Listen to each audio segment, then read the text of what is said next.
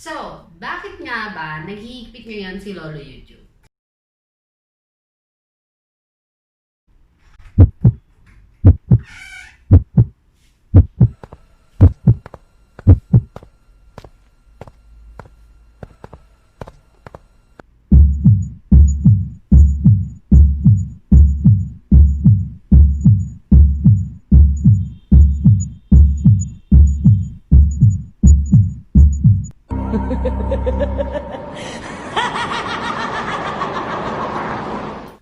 So, magandang umaga mga kagigil. Andito na naman po ang hindi naliligo, ang hindi nanunuklay, at nakatago ang escabeche. Explore. Siguro naman, nakita nyo na sa title na na-demonetize ko. At dahil dyan, sabi ni YouTube, kailangan ko na daw magbalot-balot.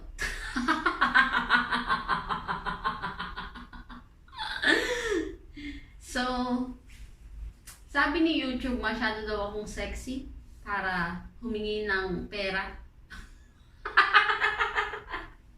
Di ba dapat magpa-sexy ka para makahingi ka ng pera?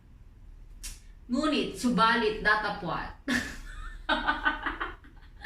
So ganito na lang ba ako lagi? YouTube? Kailangan ganito ang suot ko. Maria Clara, Pinong-Pino. Ganon. Well, I love my outfit for today. So elegant. So Filipina. Dalagang Pilipina, yeah. Dalagang Pilipina. Lumalawa yung tonsik ko. Anyway, so, anong gagawin natin? Ganito na lang. Na-de-monetize po ako. Kaya po, ang inyong kagigil na si aiexplore ay magpapalit na po ng pangalan. Ako po ay magiging si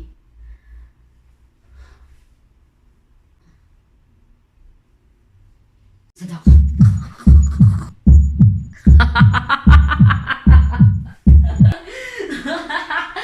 So, ayun na nga. I'm too sexy for YouTube. Kaya, YouTube? Ganito na lang ba tayo? Sorry. Kita mo, wala naman akong ginagawang masama Naka Maria Clara outfit na ako. Pero, lumalaglag talaga. Hindi talaga ako yung may kasalanan. Hindi ako. Yung damit talaga umaalis sa katawan ko. Hindi ko yan ginawa. Ukus.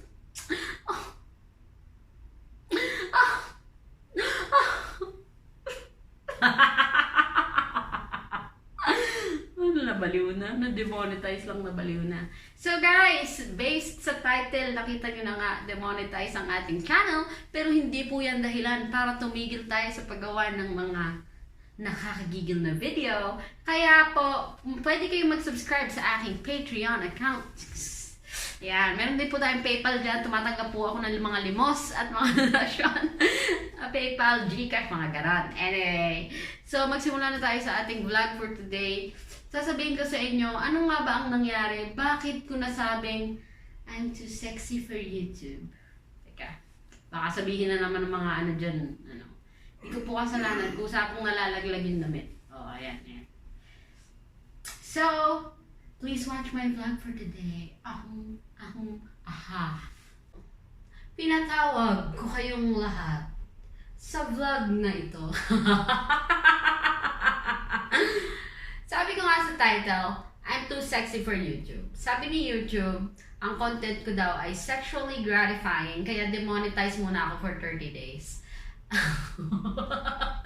At kailangan ko ulit mag-apply. Pero hindi yan makahahadlang sa mga kabaliwan at mga nakakagigil na videos ni aiexplore. So, kita nyo naman, ako ay nakabalot today. Pero dahil ako si aiexplore, wala. So, ito na nga. Demonetize ng aking channel.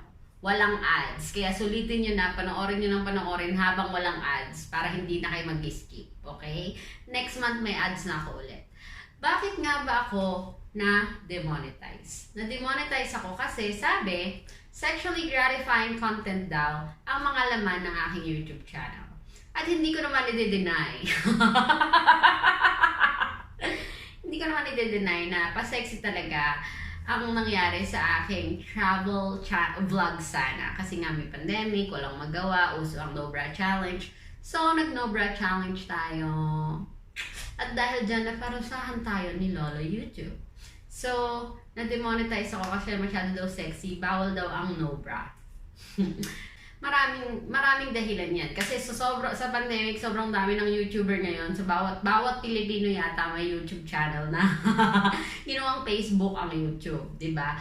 So, sa sobrang daming nag-YouTube ngayon, so, yung mga advertisers, medyo hindi na masyadong na-funnel mabuti yung pinaglalagyan ng ads nila. So, parang sayang yung binabayad nila para sa mga ads, pero wala namang kinakapuntahan yung ads, walang bumibili, ganon. So, medyo nagigipit si YouTube dahil sa mga advertisers, kasi doon kumikita si YouTube, aminin na natin, sa advertisers.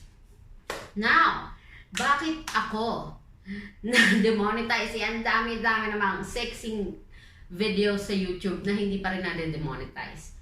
Well, siguro na-tsempuhan ng pagre-review or may nag-report, di natin alam. Pero, ang nakalagay doon sa explanation ng sexually gratifying content, kapag daw sumayaw ka ng sexy, ayan, sexually gratifying daw yan, pag kumain ka ng saging, sexually gratifying daw yun.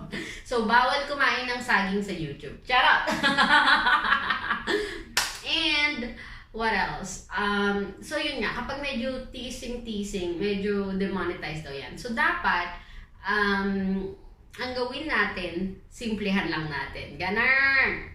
So, pero, dahil po demonetized na ako, ilalagay ko po sa description below yung link kung saan ko nabasa, yung mga explanation, at saka more kinambular.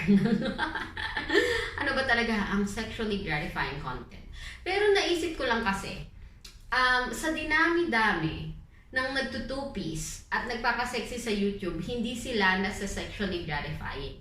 Bakit kaya? So, minsan random check lang siya, minsan may ingit sa'yo, i-report ka. Diba? At minsan, baka wala lang, mapagtripan ka lang. Pero, it's unfair minsan kasi, sabi nga nila, 2020 na. You have the right to express yourself however you want as long as wala kang tinatapakang tao. It is ethical and legal. Diba? Ayokong sabihin yung moral or yung morality kasi depende lang yan sa tingin ng tao. For me, what I'm doing ng pagpapasexy is still moral. Diba? I'm a little liberated.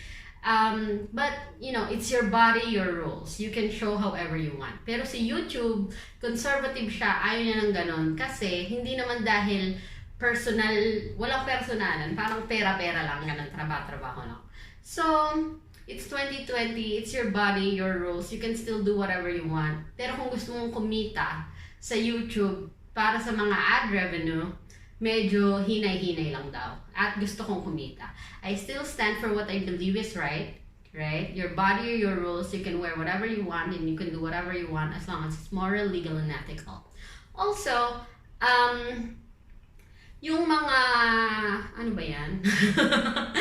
Yung mga ayaw ng ganong klaseng content, minsan kasi makikita mo, magbasa ko sa comments, walang kwenta yung vlog mo, hubad ka lang ng hubad para magpasikat. Sa totoo lang, bakit mo ako nakita?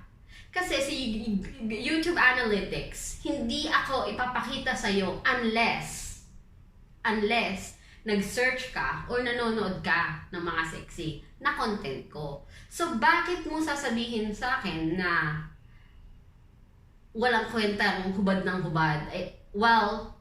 Hindi ako naghuhubad. Nagtitiis po ako. Diba? Bakit ka magko-comment ng ganyan? In the first place, hindi naman ako lalabas sa feed mo unless tumitingin ka talaga. So, wag impokrito, okay? Yun po ang aking unang point. And ang aking explanation sa aking sexually gratifying suspension ng aking ads kay YouTube channel. So, sa mga YouTuber dyan na nanonood, if ever makikita nyo to, at magkakaroon kayo ng sariling problema, please comment down below. Baka naman may matutunan ako sa inyo, di ba? So, comment down below, give your opinions, and we can talk about it.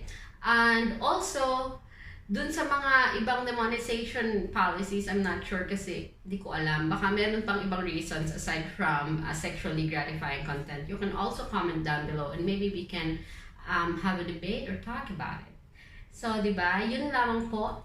At gusto ko lang pong ipaalam sa inyo na I'm in Patreon. aiexplore is in Patreon. So, for those of you who wants to support my channel so I can continue making kagigil vlogs, diba? Please go to my Patreon account na nasa description below and mag-subscribe na po kayo, diba? Para kumita naman ako. Para naman hindi sayang ang pagbabalot ko today. So, yun lamang po mga kagigil. This video is to tell you na I will still continue making kagigil vlogs and maybe I'll be a little smarter about it kasi gusto kong kumita. And support me in Patreon. I have my PayPal and Gcash account below for your donation. Siyempre, gusto ni Kagigil aiexplore ng marami pang pangbalot na ganito para marami pa tayong balot na kagigil vlogs. Yun lamang po. Please don't forget to click the subscribe button and the notification bell button para mauna kayo sa mga nakakagigil kong vlogs.